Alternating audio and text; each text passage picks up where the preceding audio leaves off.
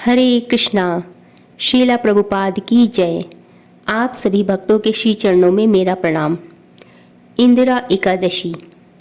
अश्विन मास के कृष्ण पक्ष की एकादशी को इंदिरा एकादशी कहा जाता है। इस दिन भगवान विष्णु की पूजा की जाती है।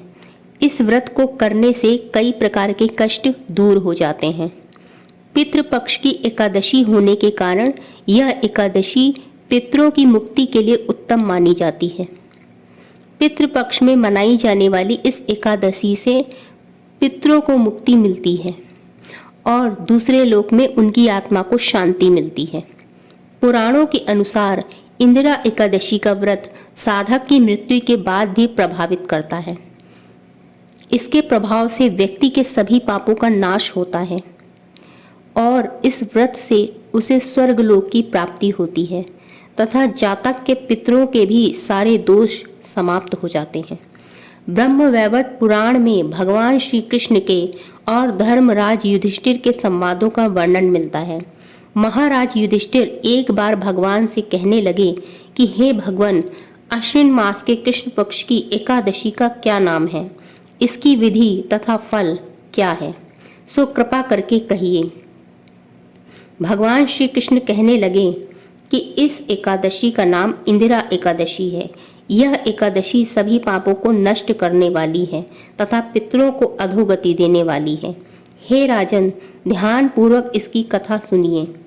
इसको सुनने मात्र से ही वाजपेयी यज्ञ का फल मिलता है।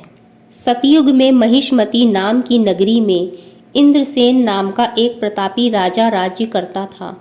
वह पुत्र पौत्र धन धान्य आदि से पूर्ण था। उसके शत्रु सदैव उससे भयभीत रहते थे। एक दिन राजा अपनी राज्य सभा में सुखपूर्वक बैठा था कि महर्षि नारद वहां आए। नारद जी को देखकर राजा आसन से उठा, प्रणाम करके उन्हें आदर सहित आसन दिया। तब महर्षि नारद ने कहा, हे राजन, आपके राज्य में सब कुशल से तो है। मैं आपकी धर्मपरायणता को देखकर अत्यंत प्रसन्न हूँ। राजा ने कहा, हे देवर्षि, आपकी कृपा से मेरे राज्य में सब कुशल पूर्वक है तथा आपकी कृपा से मेरे सभी यज्ञ कर्म आदि सफल हो गए हैं। हे महर्षि, अब आप कृपा करके यह बताएं कि आपका यहाँ आगमन किस प्रयोजन से हुआ है। मैं आपकी क्या सेवा करूं? महर्षि नारद ने कहा, हे नपोत्तम, मुझे एक महान विस्मय हो रहा है कि एक बार जब मैं ब्रह्मलोक से यमलोक गया था, तब मैंने यमराज की सभा में तुम्हारे पिता को बैठे देखा। तुम्हारे पिता महान ज्ञानी, दानी तथा धर्मात्मा थे, मगर एकादशी के व्रत के बिगड़ जाने के कारण वह यमलोक को गए हैं। तुम्हारे पिता ने तुम्हारे लिए एक संदेश भेजा है। राजा ने उत्सुकता से पूछा, क्या संदेश है महर्षि? कृपा कर यथाशीघ्र कहें।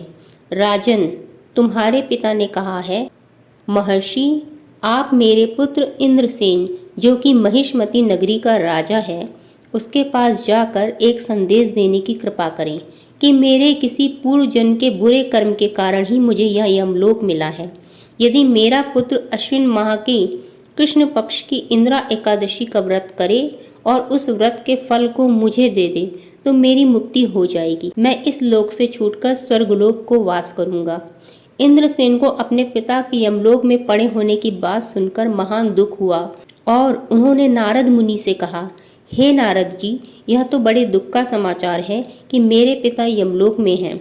मैं उनकी मुक्ति का उपाय अवश्य करूंगा। आप मुझे इंदिरा एकादशी व्रत का विधान बताने की कृपा करें।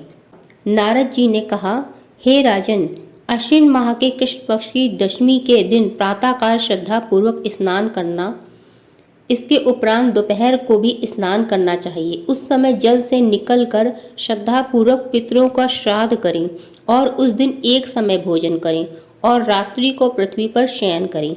इसके दूसरे दिन अर्थात एकादशी के दिन नित्य कर्मों से निवृत्त होकर स्नान आदि के उपरांत भक्ति पूर्वक व्रत को धारण करें और इस प्रकार संकल्प करें, मैं आज निराहार रहूंगा और सभी भोगों का त्याग कर दूंगा।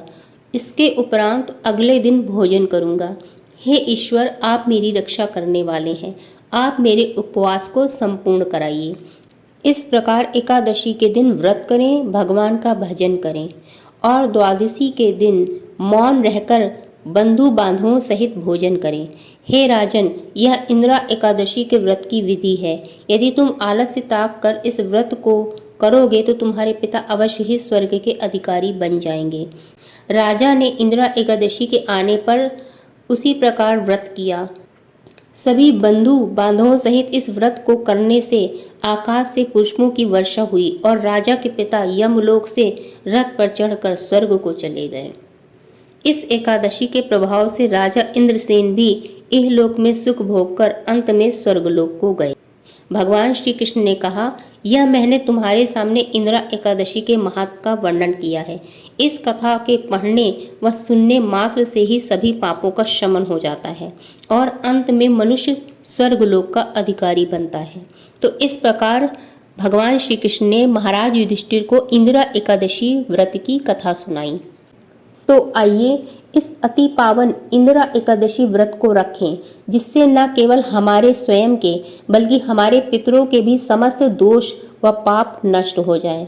और इस दिन अधिक से अधिक भगवान की लीलाओं का श्रवण करना चाहिए, भगवान के पवित्र नामों का जप करना चाहिए, कीर्तन करना चाहिए, जिससे कि हमें भगवान की अति दुर्लभ प्रेमा भक्ति प्राप्त हो सके। हरे कृष्णा।